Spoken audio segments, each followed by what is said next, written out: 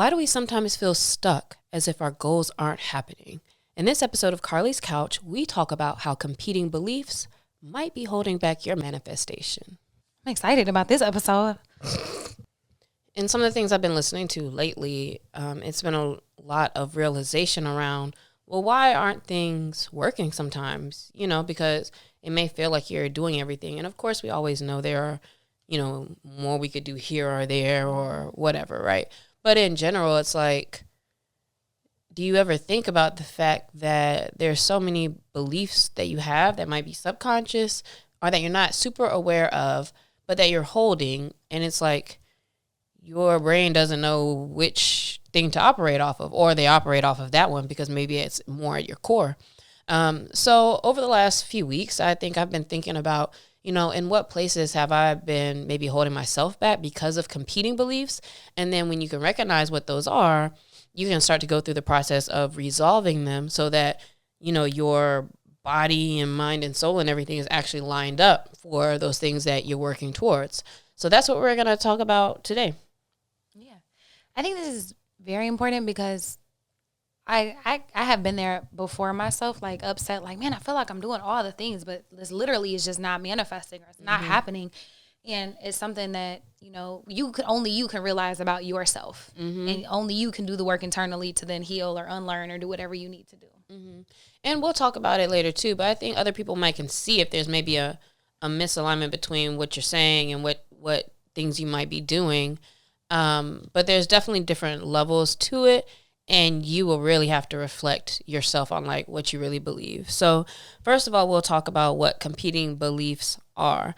So it's when you have an internal conflict where one belief contradicts another, creating resistance. So like an example of this is you say you really want your business to grow. And you're like, dang, I always, you know, I get good opportunities. I get to like this point and then it doesn't grow anymore. It doesn't grow anymore. Why? But if you uncover like what you really think, there may be some beliefs that you also have that managing employees is hard. Like, dang, the more employees I have to have, like, ugh. So you go into your meetings, you go into your sales, you go into your biz dev, and it's like, you're like, yeah, I'm in this meeting to get sales, but your body really doesn't want employees like that. And you're almost kind of sabotaging what happens with those opportunities because you actually really don't want that part of growth. Or another thing might be, I really want my business to grow, but I want to live a life where it doesn't feel like I focus on work or I don't work that hard. Not that anything's wrong with either. And sometimes you got to hustle up, like those periods of hustle so that you can get to a place where maybe it makes things easier might be necessary. And you find that you actually don't want to work that hard. And so, of course, like, how can you grow this, you know, have this big business growth if you want to spend a lot of time during your day relaxing and spending that time on you? So does that make sense as far as like what the beliefs are? Are there any others that you could think about? Oh, I can think of a lot of money. Like if you like want money and you feel like, you know, you have to work hard to get money, so you're working hard, but you're still not getting money. You might have a belief that you might mishandle it, or if your parents like had to file bankruptcy, maybe they lost it all, so you think you'll do the same thing. It could be for your body in a sense of like you want to work out to get this nice physique, but then also maybe you have a fear of being seen and a fear of being judged. And so like subconsciously your body can hold on to weight, and that could be stress things. So you might be working out and trying to do the things but not seeing the results because emotionally there could be some things holding you back. I heard one story where a guy was saying this one young lady, she was very fit. When she got into relationships, she had a tendency to gain a lot of weight while she was in relationships. And she was saying like, so the lady, she gained some weight. The relationship ended up not working out. But then when they uncovered it, it was kind of like, yeah, I eat and I allowed myself to get to that point because now it gives me a reason to say why he left me, why he would leave me. And it's almost like you're creating the environment for a thing to happen that you say you don't want to happen, but like you're making it something that you don't have to connect to, like it's not me, but it was this, but also you did it.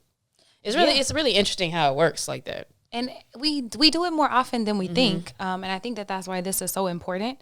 And like one of the big ones that I was thinking of because we were thinking when thinking about where do competing beliefs come from, because you say you want to do a thing and you want to work for it and you're manifesting and meditating on it, you're visualizing, but it's not happening. Your past experiences is a great example. And I think about my mom because she built a house and then lost it in a fire, built it again, lost it in a tornado. And then she never like tried to build a house again, never tried to get a thing because she had a fear of it taken away, getting it taken away. But she would say, I really, want to get that back. I want to do this. But then all her actions were in alignment with that deep-seated fear of losing everything. Yeah, similarly, I didn't think about this till you just said that too. But when it comes to thinking about competing beliefs, I always think about like, what are things I say to people when they ask about like, oh, you don't want this or do you want that? And when people talk about houses for me, I've always been like, yeah, that doesn't seem like an important thing for me because I grew up in an apartment all my life. We didn't have a house till I was in college.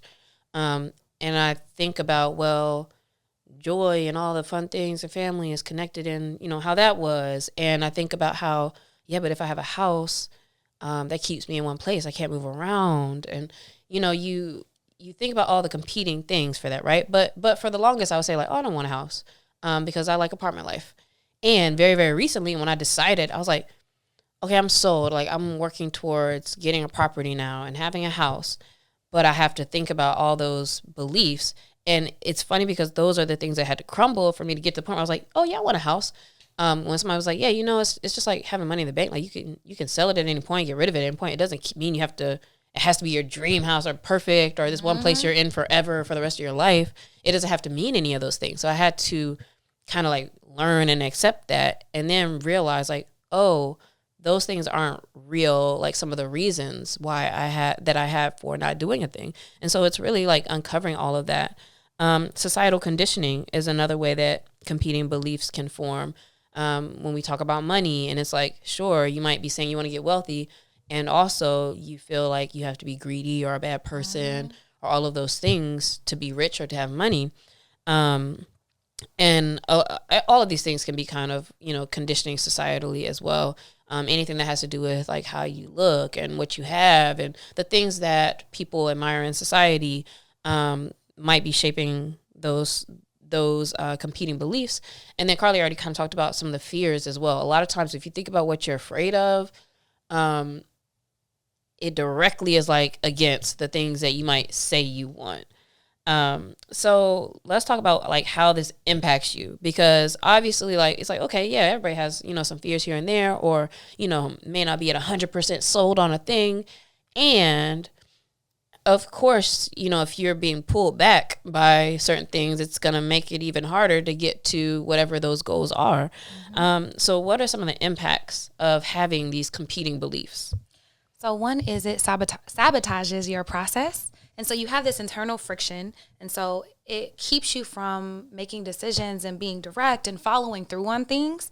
And thinking about example, like you mentioned, wanting to be wealthy, but thinking that, money is the root of all evil because you grew up in the South and that's what you learned. And so you're like, I don't want to be evil. And so at your heart, you're scared to get money. But also thinking about like you could have an upper limit fear, like, oh, I can only be so successful. And so if you find yourself like getting to a certain level but never being able to go past that, then it really could stem from a fear. Like maybe you're scared, you don't know how to manage a company that has more than 10 people, or you saw, your dad lose everything. And so it keeps you in the process, like it sabotages your process so that you never actually reach those levels. So you never find out and you never fail. And look, as you keep saying examples, I'm like, damn, I got that one too.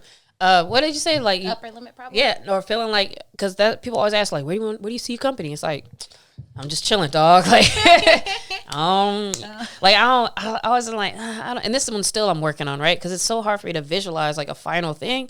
Because I'm like, I don't really see like big offices and all that. But it's like, but why not? I don't necessarily think it's bad or not. But at the end of the day, what I'm really afraid of is like, I don't know if I'm capable of running a big thing. And like, it comes down to that. So then that's the thing that you need to work on or figure out. Because of course, like if you don't think you can run a big thing, you can't run a big thing. Also, when you're talking about sabotaging with making you make decisions differently with like wealth and stuff, like that's the reason why people be like lowballing themselves in meetings. Like, well, your product could be $10,000, and you're like, I'll give it, $1,500, because you're scared to like step in and, you know, do things the way that you could be doing it. Because there's a lot of people out here who will pay a lot of money. And what's funny is like the more I've been in business, the more I'm like, it's easier to make the bigger money, and they're better people to work with. So it's really like uncovering like why you're holding things back. Another impact of competing beliefs is you're blocking the manifestation of what you're visualizing, what you want. And there's a misalignment between your conscious and the subconscious. So, for example, one example we haven't talked about much yet is relationships. People all the time are like, oh, I really want a partner. I really want to be in a relationship. I want to be married. I want to have a girlfriend or a boyfriend or whatever. And when you ask them, or when you think about like, well, why are you single then? Because there's a lot of people out here. Why are you single? For me, I could say some of the things I might say is, I'm scared about it turning into a mother-kid like relationship. I don't think that. I don't want to lose my independence. I kind of like being able to do what I want to do when I want to do it. You think about all these things where it's actually like, damn, when I list all these things, it's like, do I want to be in a relationship? Like, and that, imagine like that's what your brain's saying. Like, you out here tweeting like, man, it's so hard to find a da-da-da. And it's like, you really don't want one because you believe all these things and you have all these things holding you back from it. And so those are the beliefs that you'll have to challenge in order to get through to actually say you want something to happen, because things can happen so quickly. Like miracles happen every day. You could be married tomorrow. I could be married next week if I wanted to. And it's like, actually, you're scared of all these things. And that's because where focus goes, energy flows. And you might think like, well, no, I'm doing all the things for the partner. But if you do have all these beliefs and all these fears and you're focusing on them, you're sending energy. And so you're sending mixed signals to the universe, and it can't give you what you say you want because all of your energy is really, I'm so scared because of this. And you're not moving forward. So I would say the last thing is like, it hinders your process and decision making, sabotages you, blocks your manifestation, but it also keeps you stuck in situations that you're comfortable in. And that's really the thing. Like, you are more comfortable with your fears and with being broke and with, you know, being single and with being all these things because it's known. And so your brain feels safe. And so anything to venture out of that is scary and unknown. And so that's why it takes a lot to really get to the root of all of these fears and all of these conflicting beliefs that you have. But that type of self-reflection is one of the ways you actually uncover, like, so what are my competing beliefs? So now at this point, like, you kind of understand what they are, you understand how they're working against you, but it's like, all right, how do I know what those things are? And I would say one of the first things is think about in self-reflection, think about your goals and all the goals you are not reaching and you do not have. If I'm saying I want this, I want this, I want this, I want this, and I don't have it, start there. Start there. And for a lot of things, it might be things you've switched on, right? Like for me, I just switched to like house. I just recently switched to like, kids, family. And at the same time, I know that the beliefs of like, damn, I might not be a good mom. Or even the belief of, I don't know if I would be able to carry or like go through certain processes. Like all of those are competing beliefs. So like, why would that happen if I really am thinking those things? So really, first look at what are things you be like, yeah, I want this. I'm manifesting this and this and this. And you ain't either nowhere near or you keep running to the same blocks in those spaces. Yeah, because ideas are great, goals are great, but goal without a plan is just a wish and you're not really doing it. So if you're not taking actions towards things, then you don't really want it. And that could be a sign that there is an underlying belief.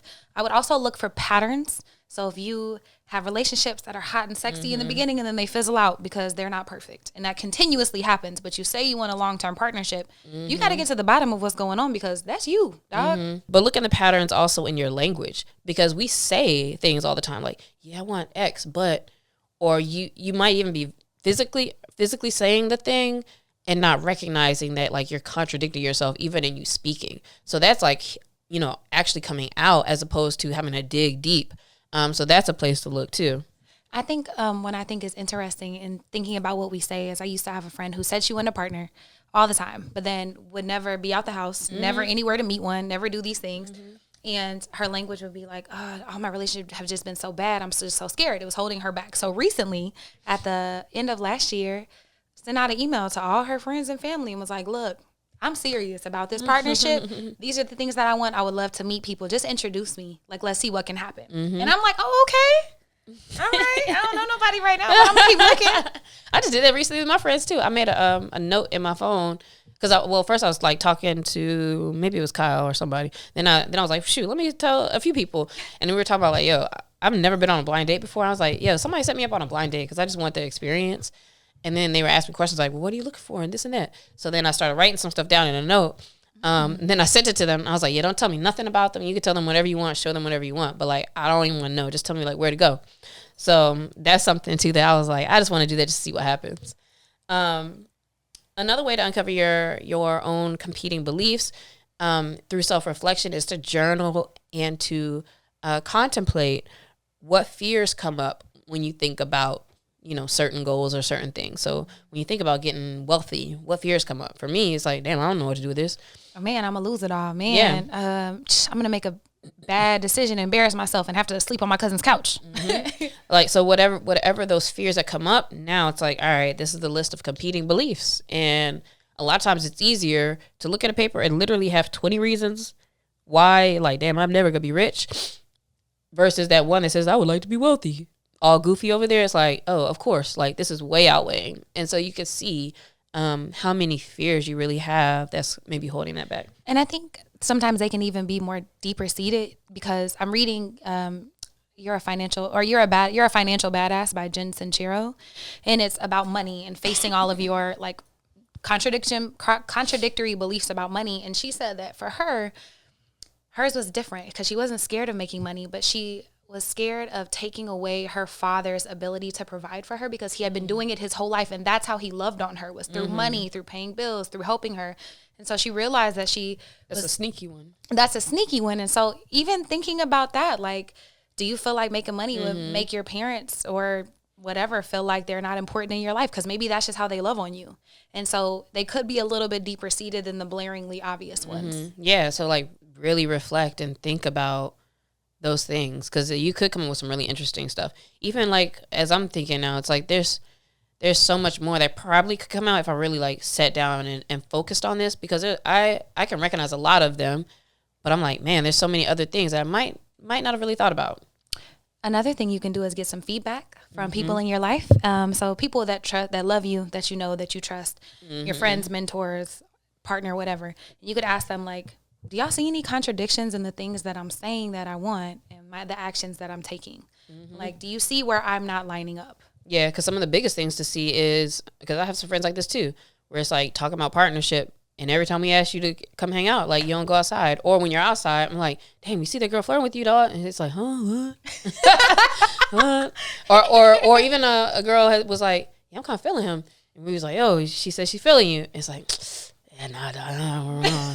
Which is like, you're not ready. And it's like, be honest with yourself. Yeah, which one is it? That between working, it's like, all right, girl, you want to grow your stuff, but you probably have to work more than 3 hours a day. Like, that just might be part of it. Me.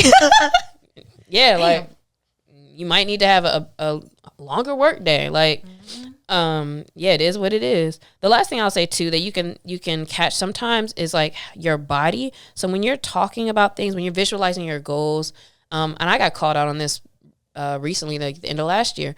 It's like, dang, every time I mention XYZ, like you make these faces, and I was like, dang, you got me. Like we were talking about purpose or something. And I was like, like. He's like, you're giving real negative energy around particular things that you're saying you want to try to figure out. And so notice your body language and how you react around particular things, because that might show that you're uncomfortable or the tension behind it coming out through that. Oh, that's a good one. Yeah. Or your inability to ask for help in certain areas because you might be too embarrassed or too shameful. There's a lot of guilt and shame around a lot of the things in life. And, we don't have to hold those. I think that's a beautiful thing, is you don't have to feel bad about it. It's an opportunity for growth and to actually allow space in your life for those new things that you want. And that's the quickest way to get some new things, new information, new connects, is like actually talking to people. And so like I asked this guy out to connect, and I wanted to talk to him because he's somebody who's doing very well in the spaces that I'm like, man, I just need a little spark. And immediately like just gave me some simple things that I was like, oh, and that helped me like reflect as well. And so If you're holding yourself back from like being open and being out there, it's like there's so many people out here easily that like put you in a position to make money, do things, and you got to put yourself out there.